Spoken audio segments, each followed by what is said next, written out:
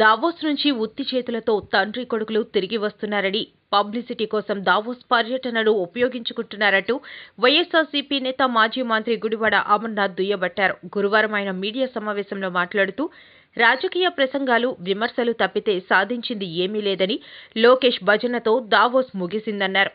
కోట్లాది రూపాయలు ఖర్చు చేసి ఎన్ని వేల కోట్లు పెట్టుబడులు తెచ్చారు. సీఎం చంద్రబాబు రాష్ట్ర ఇమేజ్ను దెబ్బతీశారు. చంద్రబాబు, లోకేష్ దావోస్ పర్యటన ఖర్చు ఫుల్, పెట్టుబడులు నిల్. దావోస్లో కూడా లోకేష్ భజన చేశారు. జిందాల్ కంపెనీ రాష్ట్రంలో పెట్టాల్సిన 3.5 లక్షల కోట్ల రూపాయల పెట్టుబడులు ఇతర రాష్ట్రాలకు తరలించారు. పెట్టుబడిదారులను వేధింపులకు గురి చేశారు. దావోస్ వెళ్లి రెడ్ బుక్ గురించి మాట్లాడుతున్నారు అంటూ అమర్నాథ్ ధ్వజమెత్తారు. ఖాళీగా తిరిగి వస్తున్నటువంటి నేపథ్యంలో అనేక సంవత్సరాలుగా దావోస్ పర్యటన అని చెప్పి వీరి తాలూకా పబ్లిసిటీకి ఆ కార్యక్రమాన్ని ఉపయోగించుకొని ఏ రకంగా రాష్ట్ర ప్రజల్ని మభ్యపెట్టారో, ఏ రకంగా రాష్ట్ర ప్రజల్ని వాళ్ళు తండ్రి కొడుకులు ఇద్దరు కూడా, ఎందుకంటే 2014 నుంచి 19 సంవత్సరాల మధ్య గత 5 సంవత్సరాలు గత ప్రభుత్వంలో వారు 5 సంవత్సరాలు 5 పర్యటనలు చేశారు. నూతనంగా గత సంవత్సరం అధికారంలోకి వచ్చి ఈ ఏడాది కూడా వారు పర్యటనకు వెళ్ళారు. కేవలం రాజకీయ ప్రసంగాలు, అక్కడ కూడా రాష్ట్ర రాజకీయాలకు సంబంధించినటువంటి విమర్శలు, రాష్ట్ర మంత్రులేమో వాళ్ళ యువరాజుని పౌడుకునేటువంటి ప్రయత్నాలు, అలాగే రాష్ట్రం బ్రాండ్ ఇమేజ్ని ముఖ్యంగా సరే రాష్ట్రంలో రాజకీయాలు మాట్లాడుతున్నారు, రాష్ట్రంలో జగన్మోహన్ రెడ్డి గారిని విమర్శిస్తూ ఉన్నారు, రాష్ట్రం తాలూకా పరిస్థితుల గురించి లేనిపోయినటువంటి అపోహలు సృష్టించేటువంటి మాటలు మాట్లాడుతూ ఉన్నారు. సరే, రాష్ట్రం వరకంటే అందరూ తెలుసుకునేటువంటి అవకాశం ఉంది.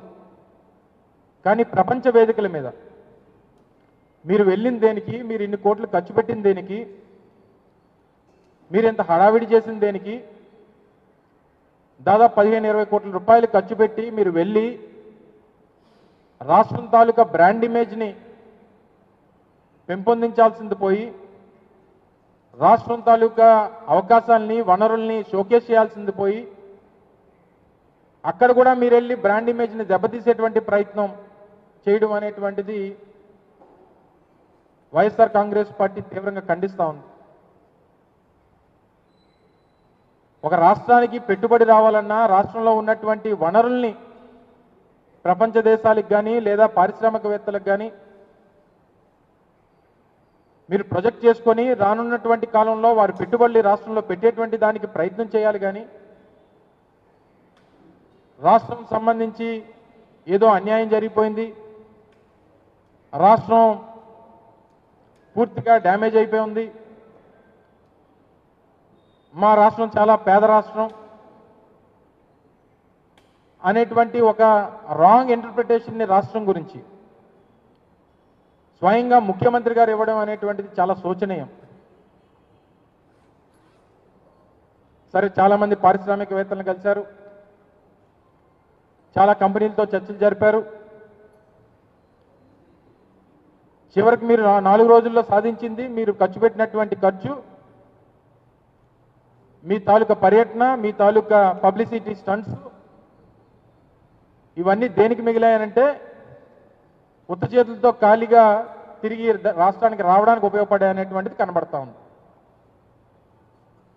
తీరా మీరు ఇచ్చినటువంటి ప్రెస్ రిలీజుల్లో కానీ, ముఖ్యమంత్రి గారి తాలూకా ట్విట్టర్లో కానీ, లేదా పత్రికా ప్రకటనలో కానీ చివరికి ఏంటయ్యా అనంటే ముఖ్యమంత్రి గారు ఎవరితోనైతే చర్చించామో కొంతమంది ఆలోచిస్తాం, కొంతమంది ఏమో చర్చిస్తాం, కొంతమంది ఏమో చూస్తాం. ముఖ్యమంత్రి గారితో మాట్లాడినటువంటి పారిశ్రామికవేత్తలు కానీ కంపెనీలు కానీ చెప్పినవి ఏంటంటే ఆలోచిస్తాం, చర్చిస్తాం, చూస్తాం. ఇది ముఖ్యమంత్రి గారితో చెప్పినటువంటి మాటలు. సహజంగా ఎవరి దగ్గరికి వెళ్ళినా ఎవరితోనన్నా మాట్లాడినప్పుడు ఏ పారిశ్రామికవేత్తను కలిసినప్పుడైనా లేదా ఏదన్నా ఒక పెద్ద కంపెనీని మన రాష్ట్రానికి పెట్టుబడి పెట్టమని చెప్పి రిక్వెస్ట్ చేసినప్పుడన్నా సహజంగా వాళ్ళు అనేది ఏంటంటే ప్రయత్నం చేస్తామంటామో లేకపోతే చూస్తామంటాం అన్నటువంటి చెప్తారు. అదే మీకు కూడా చెప్పారు.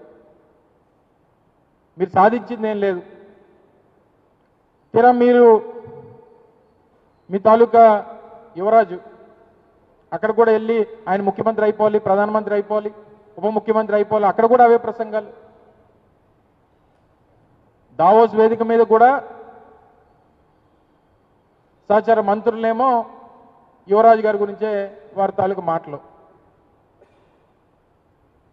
కేవలం మీ రాజకీయ అవసరాల కోసం, రాజకీయ ప్రసంగాల కోసం ఒక వేదికను వాడుకొని మీ పబ్లిసిటీకి ఎన్నో సంవత్సరాలుగా, గతంలో మేము వెళ్ళిన తర్వాత కూడా వెళ్ళొచ్చినప్పుడు చెప్పాం, చాలామందితో చర్చించాం, 3-4 ఎంఓయూలు చేసుకున్నాం, తర్వాత జరిగినటువంటి ఎంఓయూల్ని గ్రౌండ్ చేశాం, ప్రాజెక్టులు నడుస్తూ ఉన్నాయి. తీరా మీరు చేసింది నిన్న వెళ్ళి చేసింది ఏంటంటే జేఎస్డబ్ల్యూ జిందాల్ వారు రాష్ట్రంలో పెట్టాల్సినటువంటి 3.5 లక్షల కోట్ల రూపాయల పెట్టుబడుల్ని మీరు పెట్టకుండా వాళ్ళు తగిలేశారు బయటికి. ఆ పెట్టుబడి అంతా కూడా ఈరోజు మహారాష్ట్రకు పోయింది.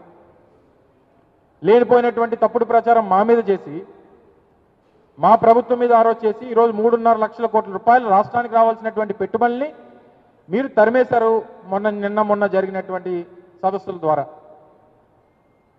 కేవలం రాజకీయపరమైనటువంటి కక్షతో, కేవలం గత ప్రభుత్వంలో వారు పెట్టుబడులు ఈ రాష్ట్రంలో పెడతామన్నారనేటువంటి ఉద్దేశంతో రాష్ట్రానికి మీరు అన్యాయం చేసినటువంటి సందర్భాన్ని ఈరోజు మీ ద్వారా ప్రజలకు తెలియజేస్తా ఉన్నాం. పోనీ అదేమి పొల్యూటింగ్ ఇండస్ట్రీ కాదు, గ్రీన్ ఎనర్జీకి సంబంధించి 3.5 లక్షల కోట్ల రూపాయల పెట్టుబడులు ఈ రాష్ట్రంలో పెడతామని చెప్పి ఆ రోజు జిందాల్ ఆ రోజు అప్పుడు ముఖ్యమంత్రి జగన్మోహన్ రెడ్డి గారితో చర్చించి ముందుకు వస్తే ఈ పెట్టుబడులన్నీ కూడా ఆ రోజు జగన్మోహన్ రెడ్డి గారి హయాంలో వారు ముందుకు వచ్చారనేటువంటి ఉద్దేశంతో నిన్న వారిని తరిమేసేటువంటి కార్యక్రమం చేశారు. మీరు బ్రాండ్ ఇమేజ్ గురించి, రాష్ట్రం గురించి, రాష్ట్రం గత 5 సంవత్సరాలు 2019 నుంచి 24 మధ్యలో ఏదో అన్యాయం జరిగిపోయింది, రాష్ట్ర అభివృద్ధి కుండిపడిపోయింది అనేటువంటి